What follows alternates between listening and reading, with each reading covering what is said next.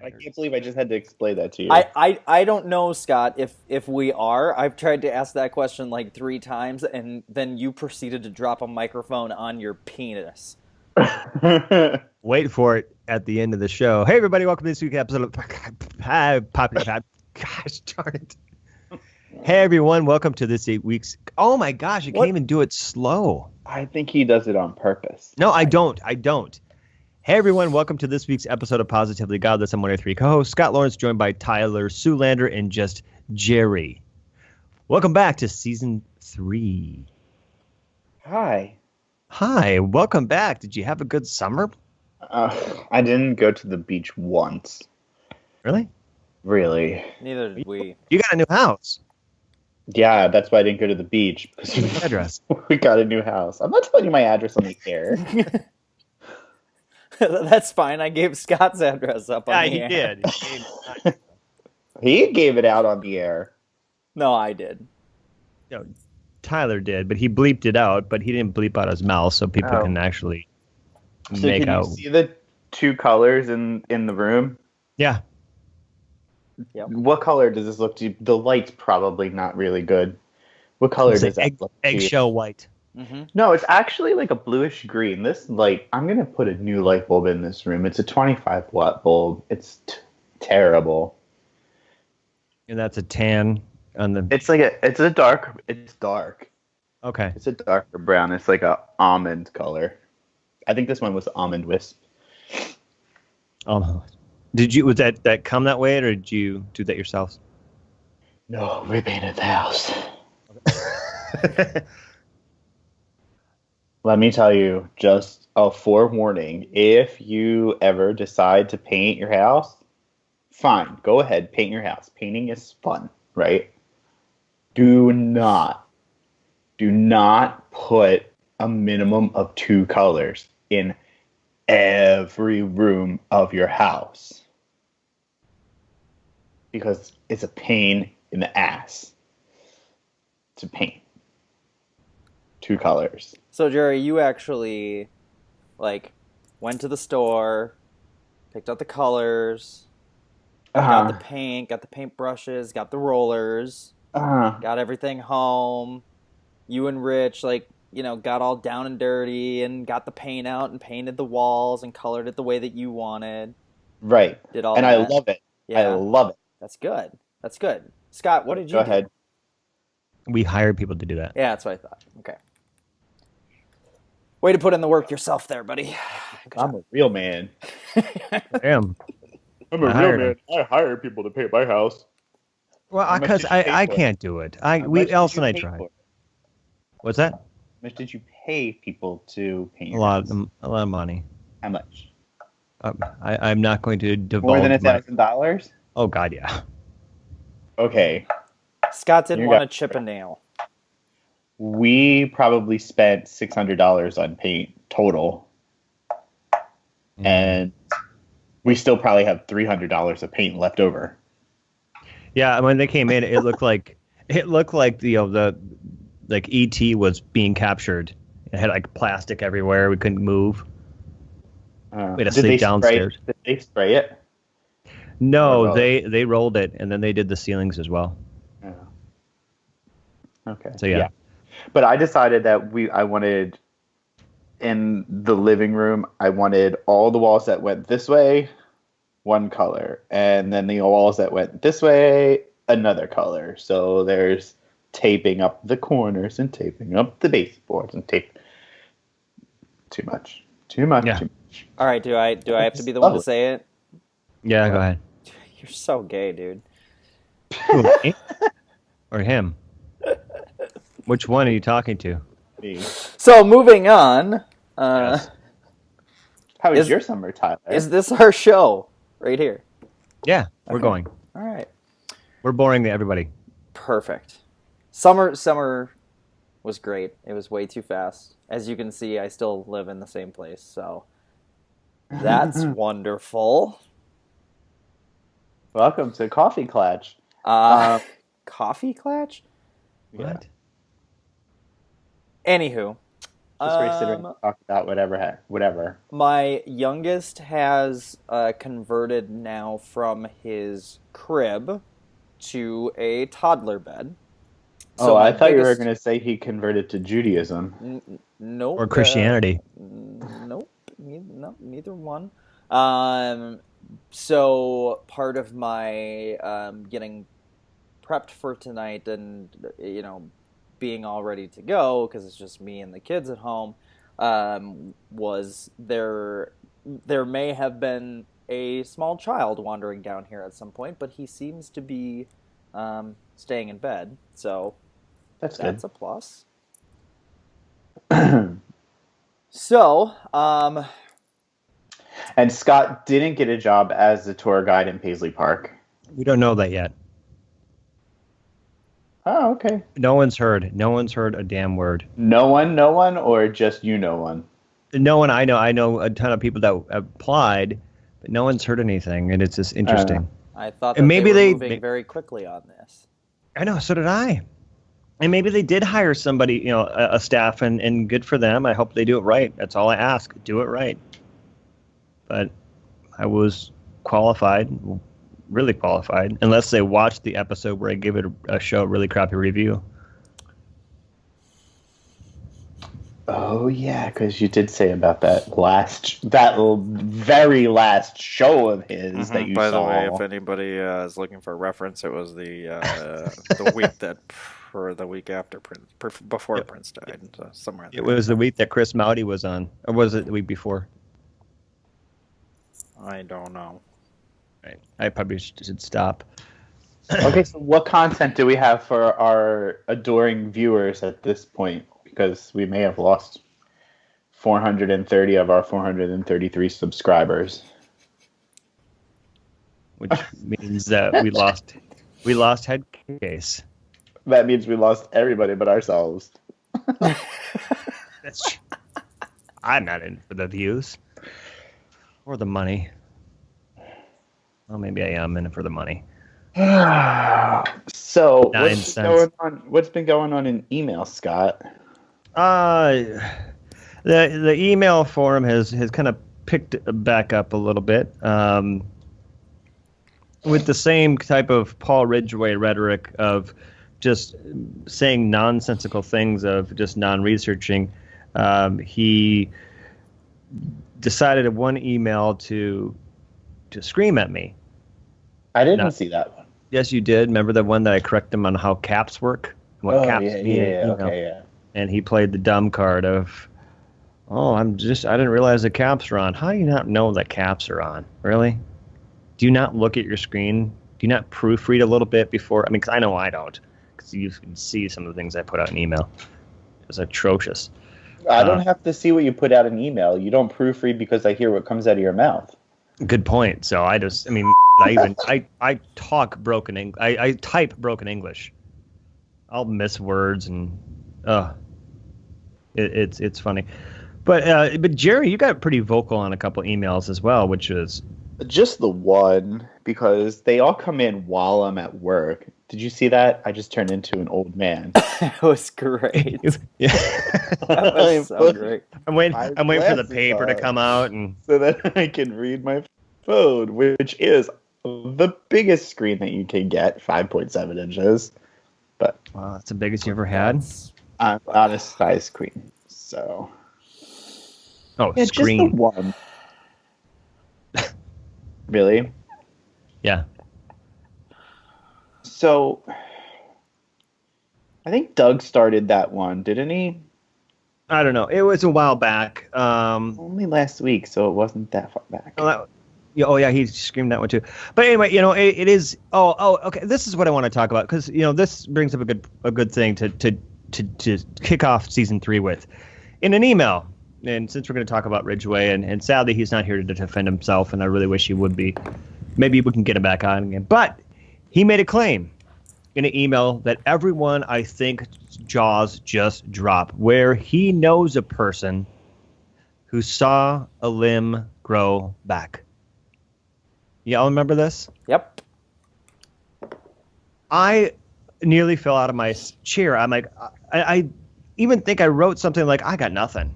I have nothing just to say. I'm going to be honest with you. I don't read a lot of, I mean, I read most of the emails, but I tend to skip Paul's emails. Well, yeah, when Nate, our friend Nate, who's in the email forum, kind of took him to task a little bit and complimented Doug on how Doug is so nice in his emails and just nice as a person. But Paul Ridgway replies back to Nate saying, Nate, I actually know some people that have been with people whose body parts have come back. I will find one or two of them and connect them with this group. That was on the 15th of September, so I may have to do a follow-up and say, hey, where's your limb replacers? Just to make a statement like that is so bold. I get it where I saw somebody saved or I met somebody who saw hell, but okay, I'll believe you. But when you say I know somebody who saw a body part come back,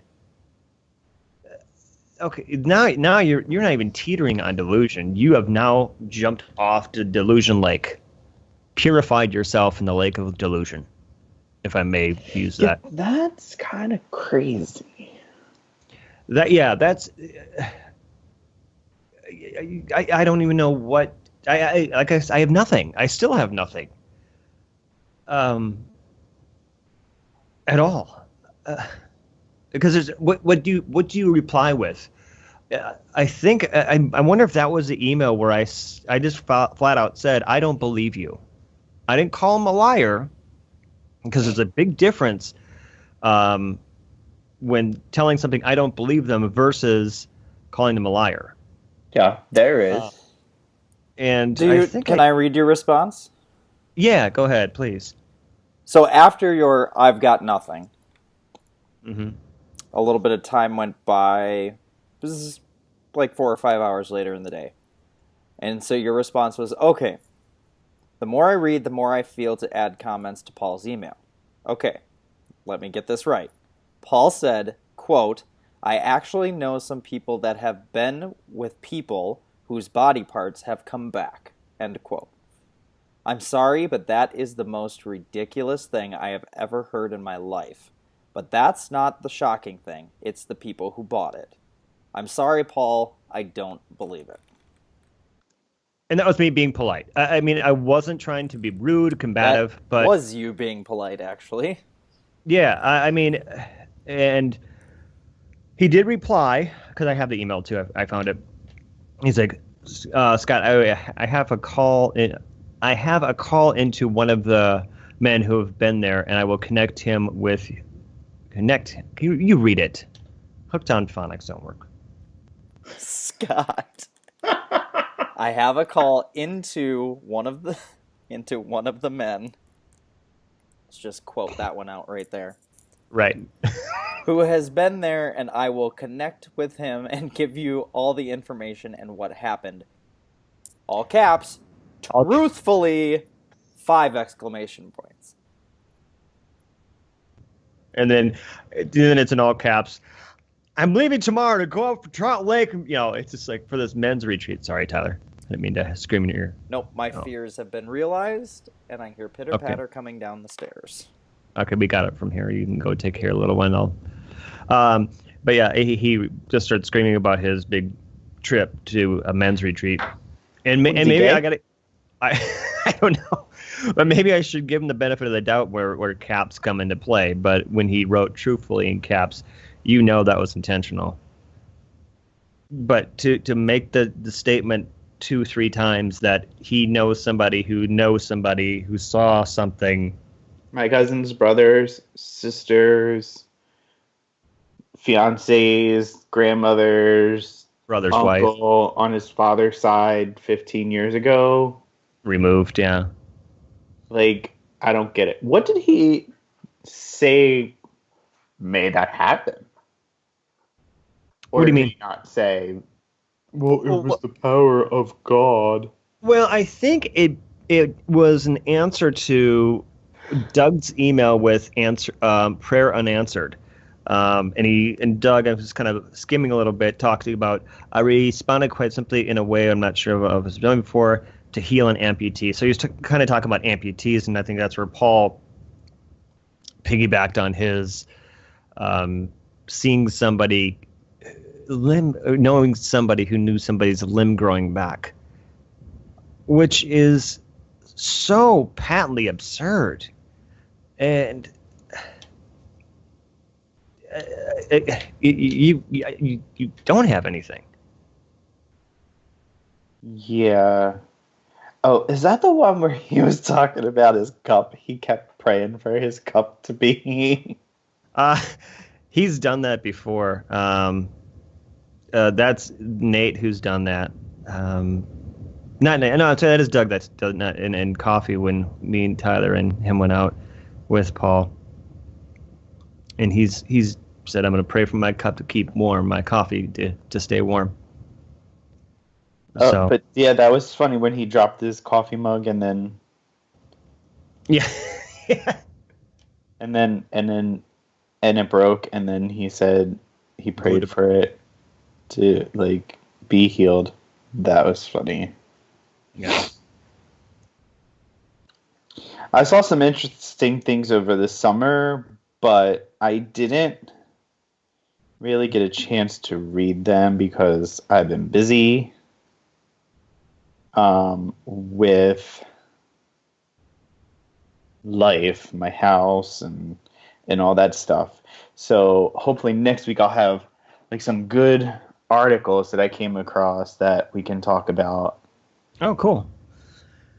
Yeah, I didn't know what was going to happen with this Paisley Park thing, and maybe something will. So if for some of you, so just to let people know, I applied at Paisley Park Studios to be a tour guide. Since I know the building so well, I felt it'd be something fun to do part-time.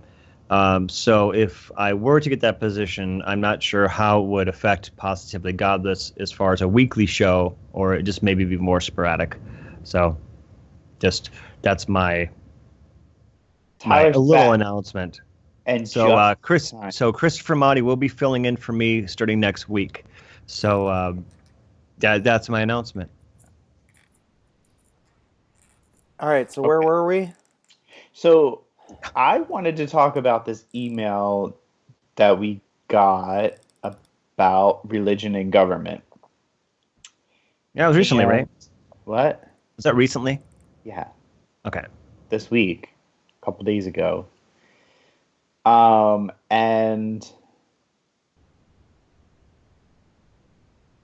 who is this that said this?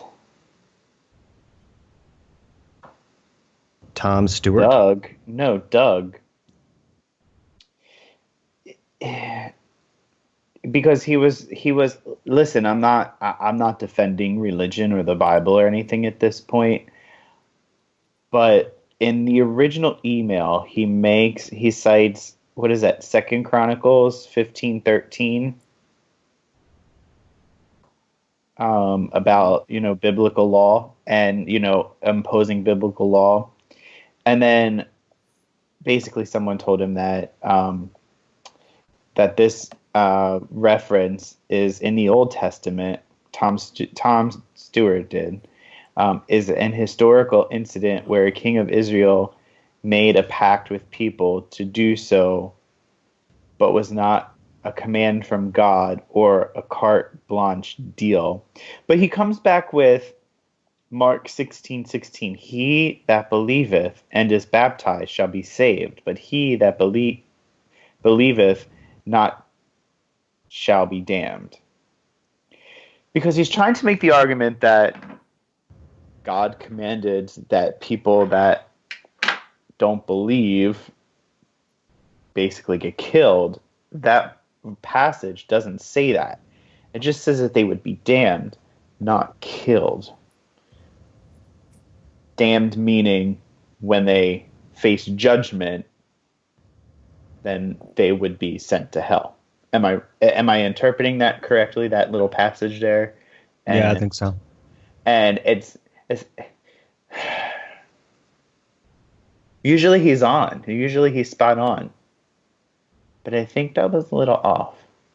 Well, I mean, Like no show. one's perfect. It happens, and nobody's perfect. I am, but you just said nobody. And I corrected myself. See? Oh, wait, that's an oxymoron, isn't it?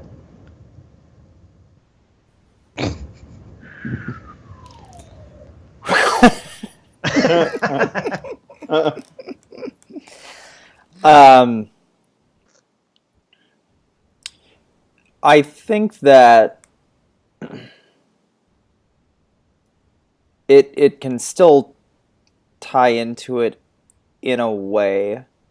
I mean, this goes back to one of our very early episodes of Eternal Damnation, and the what was the term, Scott? The ultimate threat, or the ultimate threat. Yeah, the eternal threat. The eternal threat. That's what it is. And going back to that thought and idea of, and I don't remember which one of these chains it was in, but it was either Paul, or somebody else from the believing side that once again, actually I think it was Paul that said, really, and I'm just summarizing here, paraphrasing. Yeah, I'm just paraphrasing. It was somewhere along the lines of, oh well, I really feel bad for atheists because even if you don't believe, what do you have to lose?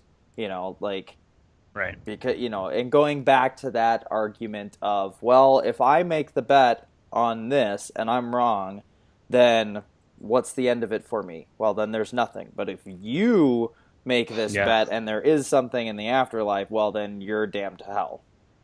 To which my response has always been, if that's the type of God that you believe in, that would damn me to hell because of that, and not because I have been a good and moral person throughout my life striving to make good decisions, then I would rather spend my eternity in hell. So, but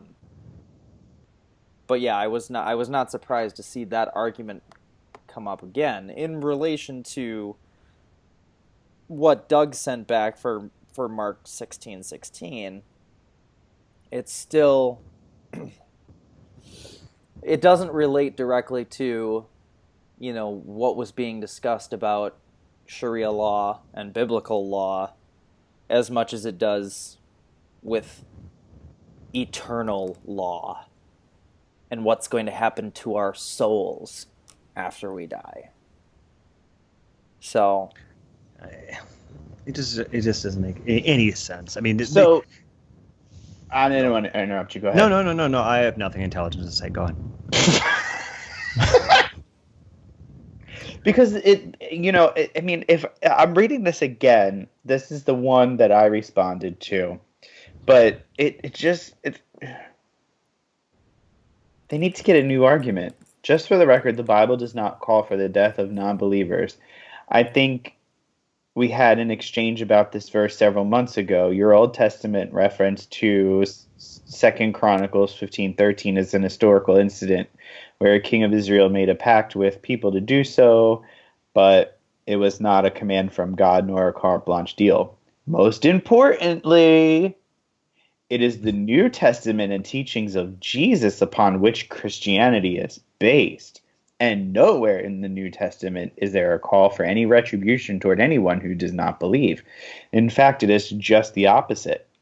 Jesus taught us to love those who do not believe or are enemies of faith, pray for and bless them, turn the other cheek and forgive them when they seek harm. Hang on a second. So if any of that is true, if any of it is true, why is Donald Trump a thing? What? Why is Donald Trump a thing? Why are we here? You knew that it was going to come around to this at some point. And I we was can hoping and to we just can avoid it. no, oh God, because this sick joke that seriously This year-long sick joke. a year ago, I sat here just like everybody else, and I went, "Oh, this is gonna be fun. This is a nightmare." Um, You have to edit there. forget that. I'm not editing this year.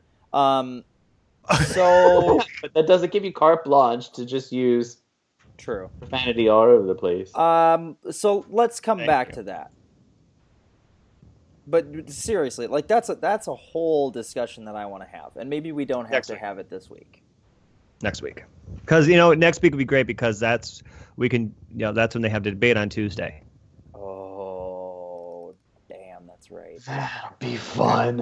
All right. Yeah, so let's hold Okay. off on any Trump talk for this week. So going back, Jerry, sorry. Okay. That first of all, I'm just like he says that was the Old Testament. Let's look at the New Testament. Let's forget about the Old Testament, right? Then he goes on to say that is Well, why to Christian. be fair, he never says to forget the Old Testament.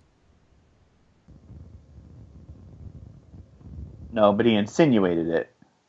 Yeah, again, if you were to go back to him and say, "Oh, so basically you're saying to forget the Old Testament," he would go, "Oh no, I'm not saying to forget it. It's a fundamental basis, so blah blah, and it's a part of our book and all that kind of stuff. But don't take it literally." Basically, the Yeah, Old but he's Testament saying- isn't as important as as the New because now But everything's he's all saying pieced it's the up. New Testament that Christianity is based on. Well, he's right. Mm-hmm. He's absolutely right. Okay, well, if you're going Sorry. to believe in the book, believe in the whole thing, not just. And then, if you don't want to use the Old Testament, then throw it out and just publish the New Testament. I as was the just Bible. going to say that. Yeah, I was just going to say that. I mean, it's so funny that they talk so much. They don't say, "Well, ignore the whole Old Testament." Well, that was a different time. That was a different time. Now we have Jesus. We have this new covenant. But then they'll go right back to well, in Exodus it says this. Like, wait a minute, you can't, say abomination or whatever that they're saying. Yeah, And then if you abandoned the Old Testament, you would have absolutely no reason to build a giant ass ark in the middle of Kentucky or Tennessee or wherever that is. Oh, that guy.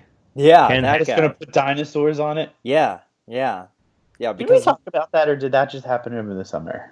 no, we that haven't talked well, about. It's been in construction for a while. yeah, we talked about it a long time ago when it was announced and being planned, but we haven't talked about it since it actually opened, and there are dinosaurs on the ark. And we never talked about it in depth either. We just mentioned hey, this is funny. Well, no, because there weren't a lot of details at that time. It was just, Right. Hey, crazy crackpot is going to build an ark and open it up for, Never mind the thousands of homeless and starving people and children, but let's spend millions of dollars on a replica.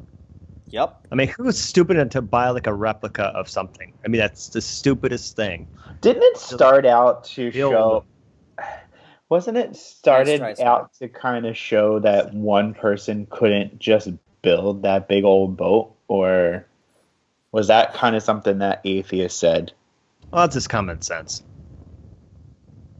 Like, one person couldn't build that? Right.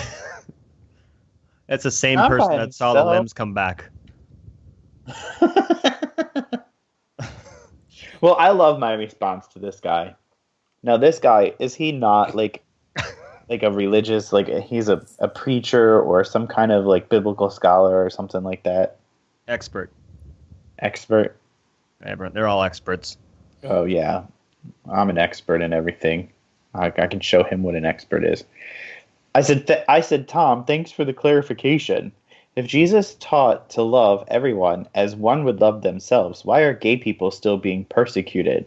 Why are transgendered people being discriminated against? Why do Christians do everything possible to take our rights away? Why can't Christians leave the government to govern and stop trying to impose the Bible and Christianity into laws? To which I got no response. And that's so textbook with, and I hate saying these people, because it makes me sound like a racist and a bigot. But that's the issue that you have with these hardcore evangelical Christians who are so dishonest with themselves that just can't say, I don't know. Rather than just cower and just, I'm going to go dig a hole and I'm going to crawl in it because I don't want to answer the question because that spotlight's way too bright in my face. Because deep down, I know that Jerry's right and I can't figure out a single thing to come back at him with. Right, convince me that Christianity is not trying to persecute. Not persecute, but not trying to impose the Bible or their beliefs into law. Because you can't. There's no way that you can convince me. There's no way you can tell yourself that they're not trying to inject whatever amount of Christianity they can into whatever law. Right. Because their response is, well, the Bible says that this is wrong, so it should be a law that it's wrong. Yeah. Screw that. I'm so over it. Like, this summer was too much with that stuff. Too much with all of it. We didn't get too many emails this summer, though, did we? No, just in general. Listen, I know it's a conversation that we need to have, but we don't really need to have these conversations. We've had it. About gay rights, about transgender rights. I said many times, I know I said it on at least the show when we did, when we talked about when they repealed DOMA, or even was a year later when they made the law. And I said, yeah, but the fight's not over, because the fight's not over. Just because now it's not about gay people being able to marry and take advantage of that civil contract of marriage, not wanting to take advantage of the religious sacrament of holy matrimony.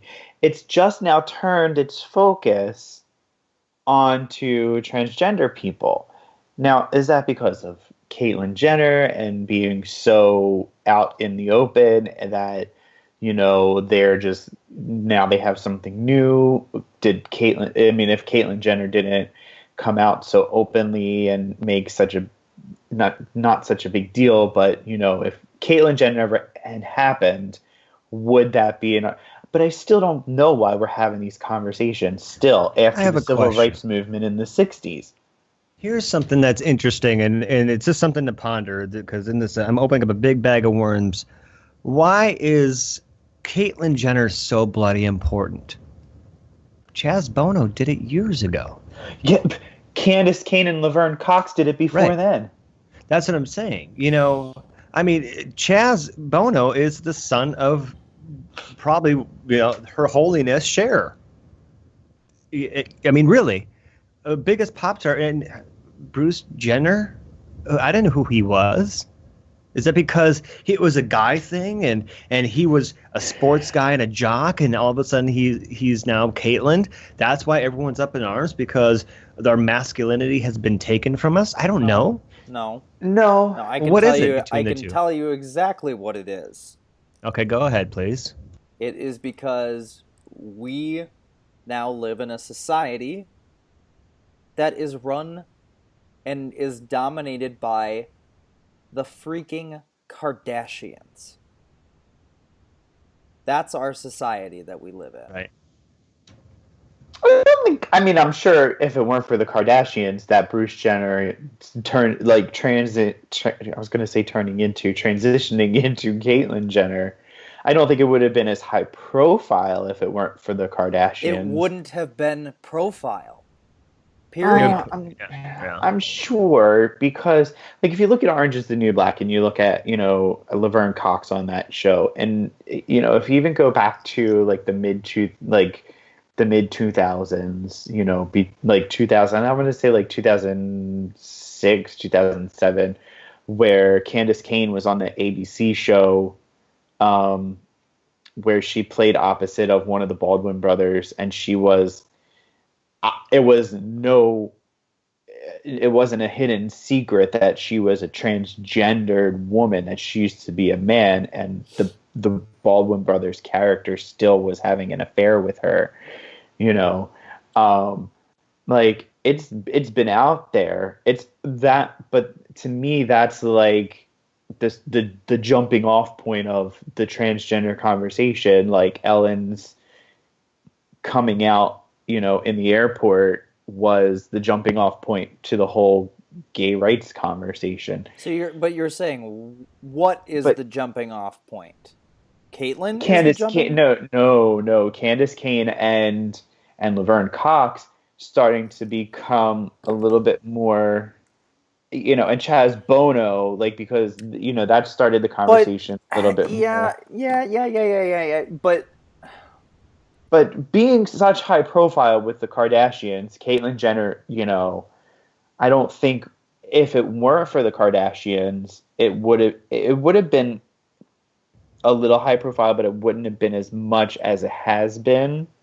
Which her show got canceled, by the way. Did you hear about that? Yes, I did hear about that. They canceled IMK.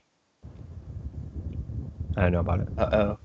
We were in the middle of he was getting ready to say something, and then he... No, he got fed up and left. No.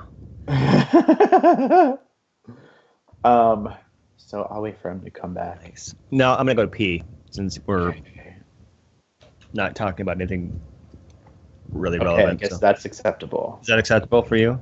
I try to hold out, but all right, but back. Ladies and gentlemen, I told Scott that if he decided that he would have to pee in the middle of recording, that I would leave and not come back until the next episode. And so wherever he peed, or wherever he decided he had to pee, was the end of whatever episode we were recording, because, we don't need that. Scott Goes to Pee is no longer a segment in the show.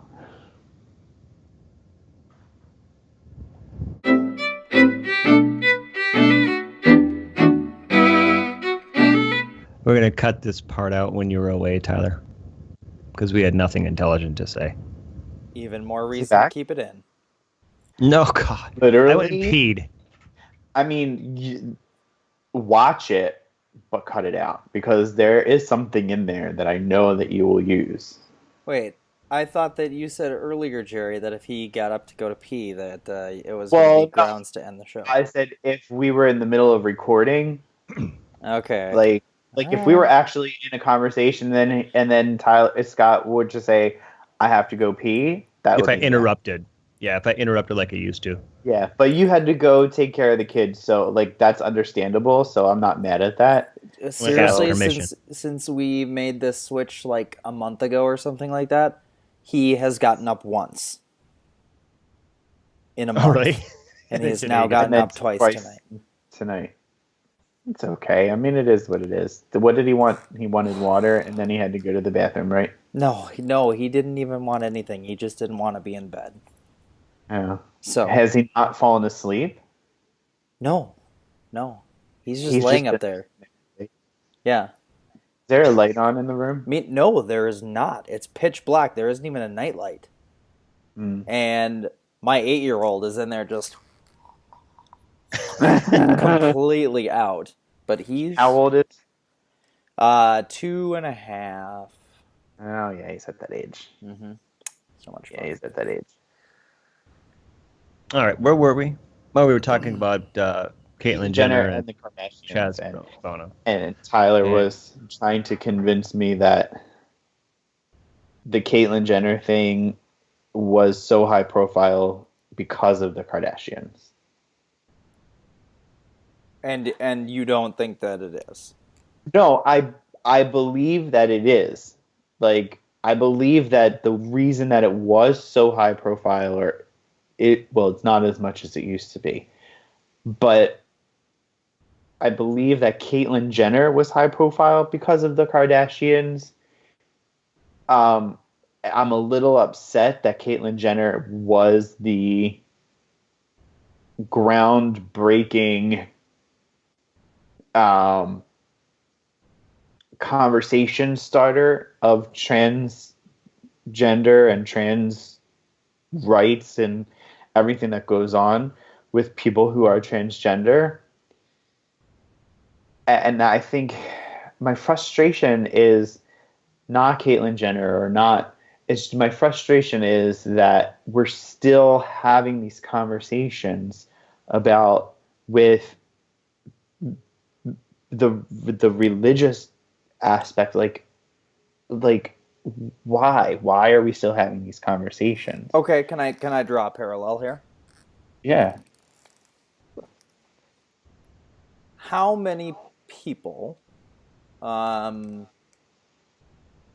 I guess since you were tying it to celebrity stuff before, and because it's a lot of it is really about like high profile and what is in the lamestream media and whatnot. But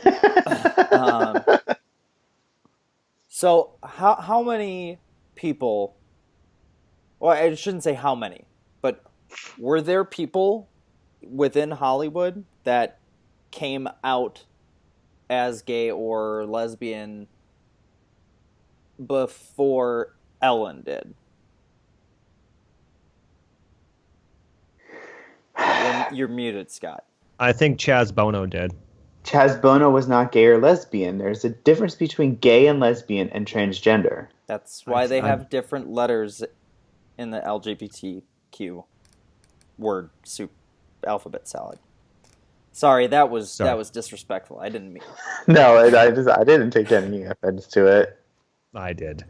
Sorry. Well, I mean, never mind. I'll go back to muting. But that's one thing too, is that, you know, if you're gay or lesbian or transgendered, you're already being lumped into a categorization, just like if you were black or Hispanic. Well, the acronym part's a little bit different, but I mean, you're being lumped in as a part of a group. You know, that goes back to Jerry. Remember when you said, you know, why is anybody calling it marriage and gay marriage? It's just marriage. Marriage, yes. You know, and it's like, you know, why is somebody straight or gay or lesbian or transgender, whatever? We're just people. Because you know why? Because for some reason people have to put everything into these neat little boxes. And when it doesn't fit into the box, they have a conniption. Mm-hmm. Mm-hmm. But and I don't understand. I guess I don't have to, like, I mean, if you saw my my house, like, after I get home for 5 minutes, or if you were to see my desk at work, I don't have neat little boxes. My brain doesn't work that way. You know, my brain sees, I hate to say black and white because it's not, like, my brain sees black. There is no gray. I don't see a gray thing. I see it is what it is. It's this or that. There's never an in between for me. And it's like saying that, I don't know. I don't even know what I'm trying to say anymore. You've confused me, Tyler. Thanks for being a Christian. See how he's like, naturally he says Scott, but he's like, holy crap, Scott didn't confuse me. It was Tyler. And I mean, and why are we so worried about this sort of? Okay, never mind. Go ahead. Well, we completely derailed off of something that I was going towards here. Oh, okay. So, to answer your question, I don't know. I can't think of anybody off the top of my head that came out as gay or lesbian before Ellen did. but I can't say that nobody did either. Uh-huh. And there's bigger things to worry about rather than No. I'm still trying to make a point here. Okay. So in the 1920s, there was a major film actor at the time, which was just silent films, named Billy Haynes, who came out as being gay. And he actually had a lifelong partner. He was arrested at some point for getting frisky with a sailor. There's a lot of things that are going on. But anyway, where is it? Tommy Kirk, a Disney child actor who starred in The Shaggy Dog and The Absent-Minded Professor, came out in 1963 at age 22. And Sal Mineo, who was in The Giant and Rebel Without a Cause, came out in the late 60s. British actors Ian McKellen, Rupert Everett, and Stephen Fry all came out in the late 80s. So, there's my point in all of this, because you were talking about Caitlyn Jenner, or we were talking about Caitlyn, and then you were talking about those who had come before Caitlyn. And, well, these people are around, why wasn't it a big deal? And then Caitlyn came along and, all this spotlight. And it was the same way with Ellen, in my opinion. No, I get it. Okay. Why was it such a big deal when Ellen came out? And to be quite honest, she was pretty much at the top of her game at that point. Yeah. I mean, It was a big deal. It was a big deal because she was the first openly gay character, really, in a sitcom. No, well, at the end of the series. Right. What I'm saying, yeah, sure, they maybe had some characters like small roles as far as growing pains, learning thing. Thing, but I think that's. I'll wait till he comes back to address it. So let's wrap this up.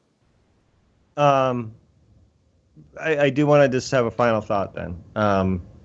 It sounded so good before you came back, and I'm not blaming you. I rehearsed it. Final thoughts not gonna come out the way it did before. But it's so funny that it's so funny back in the Ellen days where she came out and openly admitted on screen as herself in a character that she's gay. And it was so taboo. Everyone was so fearful. Like, oh my gosh, it's all over. This person's gay. And we still have that. Maybe not as much. Because when Lance Bass came out as gay and whoever else. And yeah, because I want him on my team. Yeah. Right. But, out of everybody that you go to, you went with Lance Bass. Okay, anyway. I don't know. But it was so taboo, and everyone was so afraid of it back in '93 when she came out. Was that '93, right? No, '93 was when 96. 93 was when Ryan Phillippe played a gay boy on One Life to Live. Yep. Anyway, so in '96, '97 when Elena came out, it was so taboo, it was so feared upon. But then we've grown so much as a society for the acceptances, and we don't really care. But that religious right, man, they still want to be that taboo, and they failing to evolve and into the acceptance of this makes me happy. This is not affecting you. This is not hurting you. And gosh darn it, why aren't we focusing on real, true issues?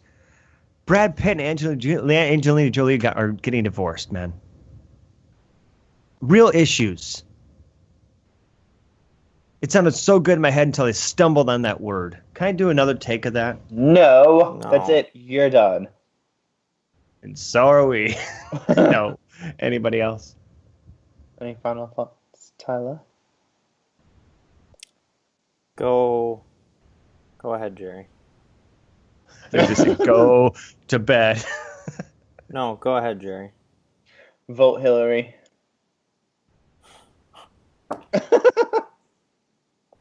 No, I just think, the whole conversation. Yes, it needs to happen, but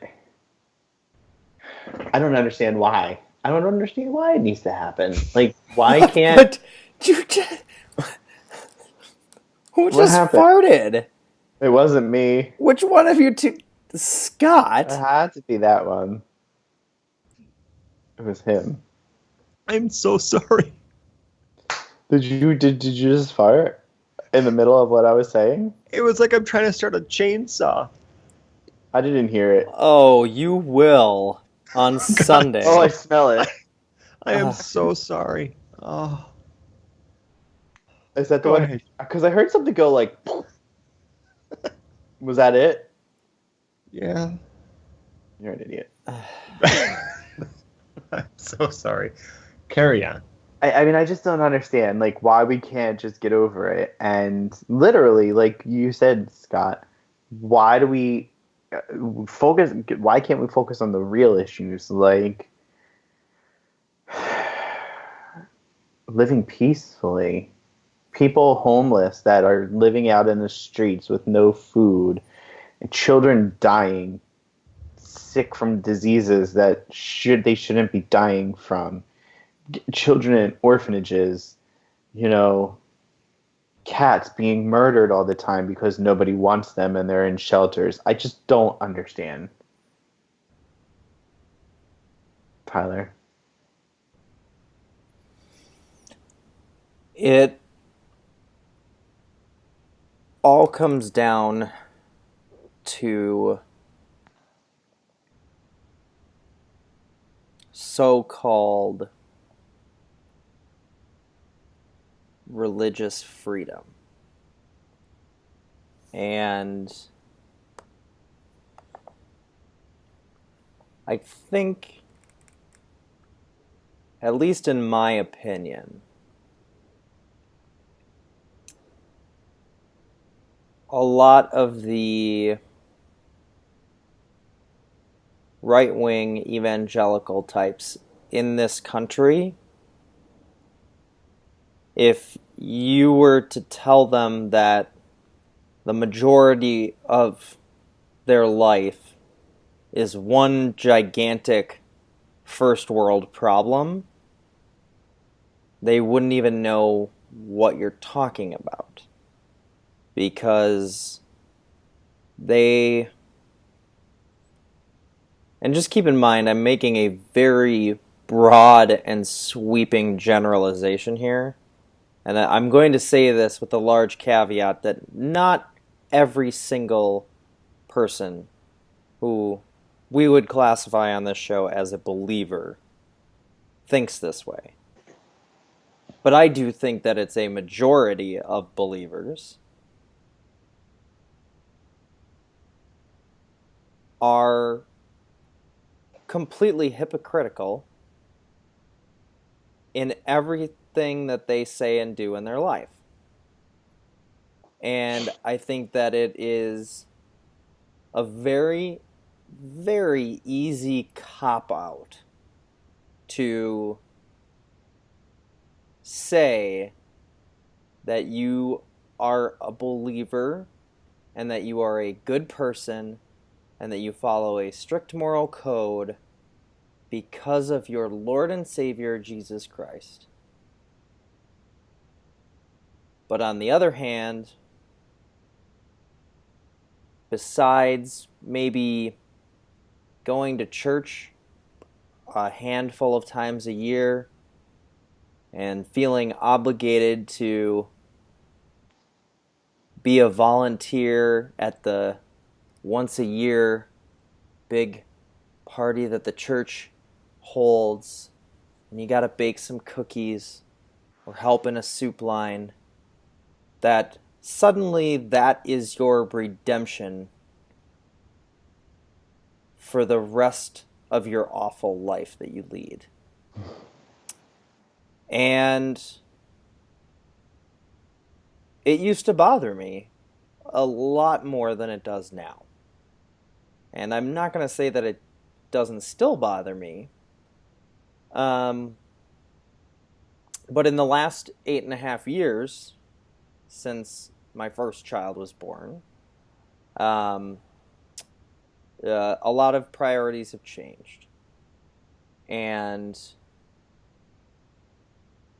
I do the best that I can to raise my children in a loving, moral household that is not restricted by that of an overbearing, vengeful, spiteful, fear-mongering deity that they should be living in constant fear of. My children know the right thing to do because I teach them the right thing to do. Not because some guy once had some hallucinogenic dream about a god talking to him through a flaming bush. So, I think that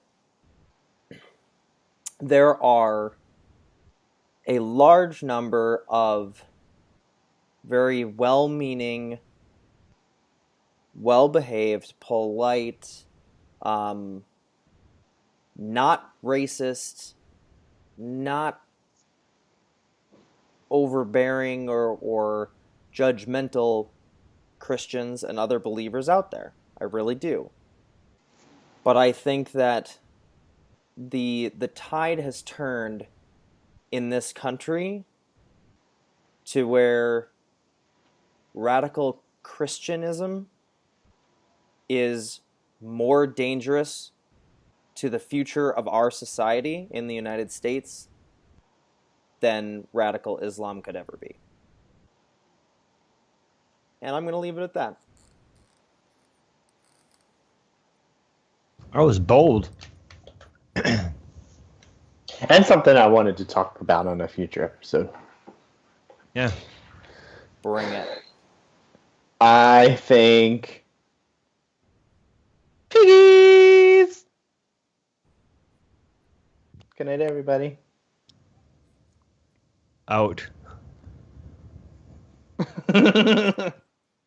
Thank you for watching Positively Godless. Look at the links below or in the screen or wherever they are.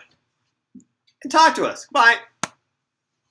Stupid. What? That was awful. It's still recording. Hi, I'm Scott's Berry. I'm popping out of my shirt. Yeah. I'm so sexy. That's may or may not have been my belly. Eat me. So help me God, if you put that in the title sequence, I'll kill you. I forgot about that.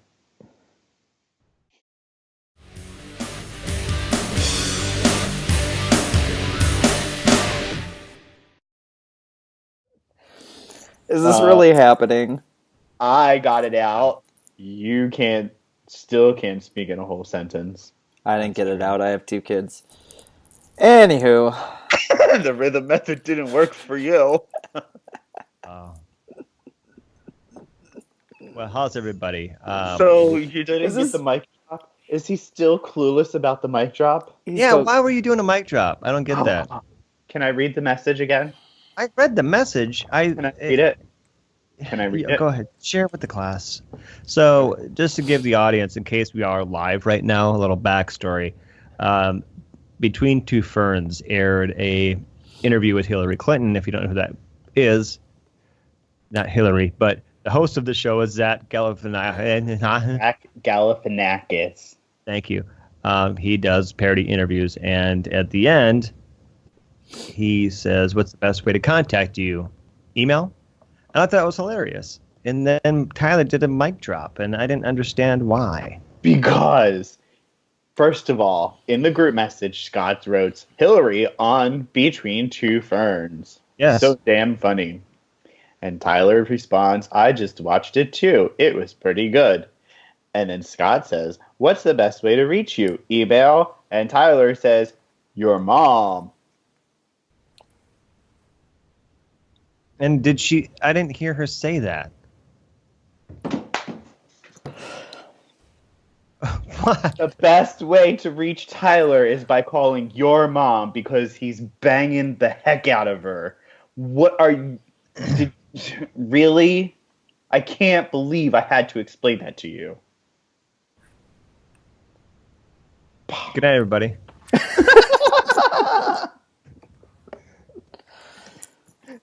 Like, all right, are we actually doing this? Is this actually our show right now?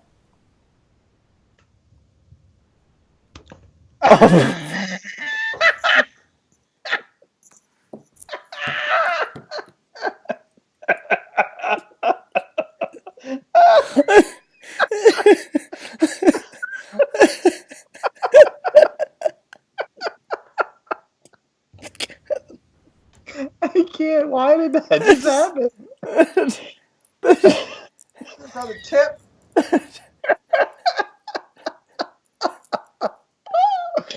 It was on the tip. So what do you got for us tonight, Scott? I got nothing. It's hot in here. Oh, wow. Okay, are we... Oh, God. I can't believe I just had to explain that to you. I don't know, Scott, if we are. I've tried to ask that question like 3 times, and then you proceeded to drop a microphone on your penis.